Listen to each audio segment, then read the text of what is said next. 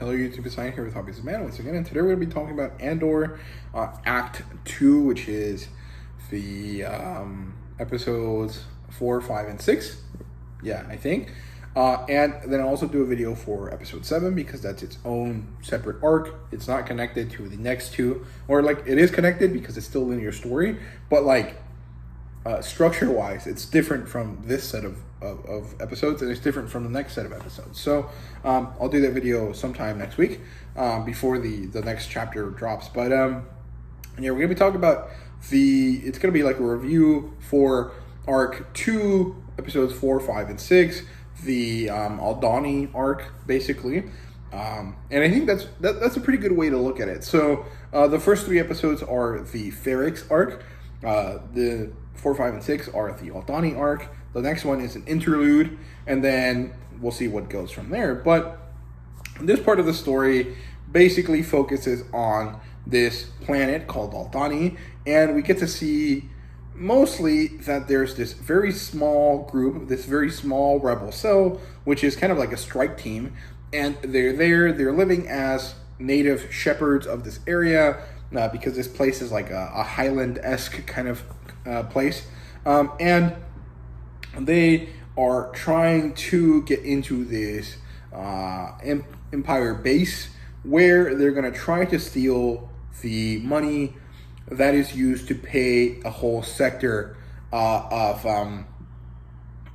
the Empire, right? So they kind of succeed, but kind of not. I don't think it's kind of unclear a little bit, in my opinion, but the first 2 episodes basically just deal with meeting the team, getting to be part of the team. If you've ever watched Money Heist, this is about the first 5 episodes of the story. In that kind of thing, you get around to understanding the plan, why they're going to do this, what the hell the point of it is, and interacting with the characters, so that in the 3rd episode, when you get into the nitty-gritty part of the story, when they finally do the heist, it turns out pretty badly, and you also kind of end up caring for a lot of these characters. Now, you don't really care for all of them, but I think that you at least care for Skeen and for Nemec, and obviously for Andor, Vel, and you kind of care for Cinta. I don't really care too much about the other guys, the guy that's in charge,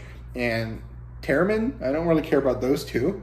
They didn't really get too much development. One of them was a stormtrooper, one of them was an Imperial who fell in love with a native Aldani woman, and she died, and he got demoted, I think, or something. And we understand that the Empire is taking over these native lands, and they're getting rid of these people, and they're trying to stop them from, observing a, what's it called, like a national holiday that they're trying to do, which is this kind of Aurora Borealis kind of meteor shower type thing. And so they do all these things to try to stop them. It turns out that they can't stop everyone, so they allow them to come in. And during this moment, during this critical part where the Empire is preoccupied with something else, is when the heist is supposed to happen. And it feels like it's going really well initially. They kill one of these engineers that is visiting. They manage to capture the main guy on the base. No one is, attacking them. Everything is working out really well. And then at the end, it all goes badly. And it was a really good kind of thing. We also get to see that there's turncoats in this little rebel cell. Skeen turns out to be a really shitty guy. And Andor quick draws and, murders him. And then he, just tells Vel, hey, everyone died. You and me are the only ones left. I'm going to take my part. I'm going to leave. Give this back to Luth and Rail. And it was really good. I really enjoyed this part of the story. The first episode was kind of lame. I didn't really care too much. By the second episode, I was pretty invested.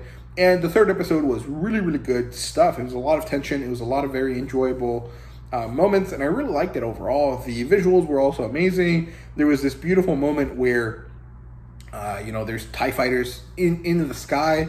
There's TIE fighters, and we get to see people loading into them, which is really awesome because we never get to see that.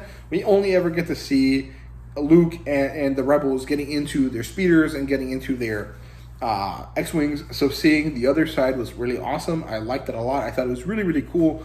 And also just the Aldani eye or whatever. It was really great. I really enjoyed it overall. It was a really good episode, and it was a really good arc as well. There was some minor developments with Cyril Karn, the guy. He goes to his family home, and his mom shits on him a bunch. And I swear to God, this guy is like about to murder his mom because she's a horrible person. She's so mean to him, and it's kind of funny, but like it kind of sucks. He's a very relatable character, and he has like action figures in his room. He's kind of lost. He doesn't know what to do with his life, and it's really good. His mom is kind of like a mafioso lady. I don't know. She talks about this guy called Uncle Harlow and how he's gonna fix Cyril Karn's problems and he's gonna get him a job. But like, it sounds like he's like some like hut underworld guy. I don't know. It seems really interesting. I kind of like that. And we get some Mon Mothma moments. We get to learn that she has a daughter and she has a husband. His name is Perrin. And I found the Perrin discourse pretty interesting because like we know that Mon Mothma eventually has to renounce the Empire and she goes into hiding. She becomes the leader of the rebels. And in general, people are like, I don't know what happens to her daughter. We hope she's okay, but fuck Perrin, he can die. I think it's kind of funny because if the roles were reversed and Mon Mothma was the bad guy in this case, no one would really care. They would be like, I hope that she can still be protected. But because Perrin is a guy, it's like, yeah, fuck that guy. We can get rid of him and no harm, no foul. And I found that interesting. And I don't care, right? It makes sense. That's how it is. Guys are a lot less meaningful in these types of stories and in general. So I don't really have an issue with it. I just think it's kind of funny and kind of interesting. And I dislike the character a lot. He's this kind of like frat bro turned like a house husband, but not really a house husband. He's like a male trophy wife or like a trophy husband. And I think that's kind of funny. I really dislike their daughter. Not in the sense that like she sucks, but like because I understand that she's basically taking her dad's side, and he's a shitty guy, and she's a 15-year-old kid, and it just sucks. And she's just like angry all the time, and so she can't see what her mom is doing, and she's hurting her mom a lot. And I really dislike that because it sucks, man. It really sucks to see Mon Mothma have to deal with that in her own home. And it's really good stuff. I really enjoy the characterization a lot. I thought it was really, really good. But yeah, I mean, it feels like nothing happens, but also a lot of things happen. And I think that's really great. There's a lot of spoken world building in Andor, and I like that a lot. I think it's really, really great. So yeah, that's my thoughts on this part of the story. I don't remember if I said this in my first part of my first review. I said that I didn't think it really felt like Star Wars. I don't remember when I said that, but I disagree. I changed my mind. I do think it does feel like Star Wars, and I think that Star Wars has to evolve. It has to become more generic sci-fi because that's what people expect nowadays. Like, it can't be sci-fantasy anymore because the sci-fantasy element is only the Jedi stuff. And the Jedi stuff is really good, and I love it, and it's really great. But sometimes it's played out a little bit too much. And also, in the timelines that we're exploring, there are no Jedi. Or there are very few Jedi. So you can't always have the Jedi, the fantasy part of the sci-fantasy elements of Star Wars always be prevalent, right? So I think that we as a community of Star Wars fans have to kind of allow that to happen and kind of get over the fact that we want the sci-fantasy elements all the time, and just deal with the fact that, hey, sometimes it's going to feel like Blade Runner, and it is what it is. That's just kind of what we're going to be doing. And I think that, it's just this part of the story. I think The Mandalorian does a really great job at kind of having that sci-fantasy feel because it has these kind of more like mythological feeling kind of aspects to it.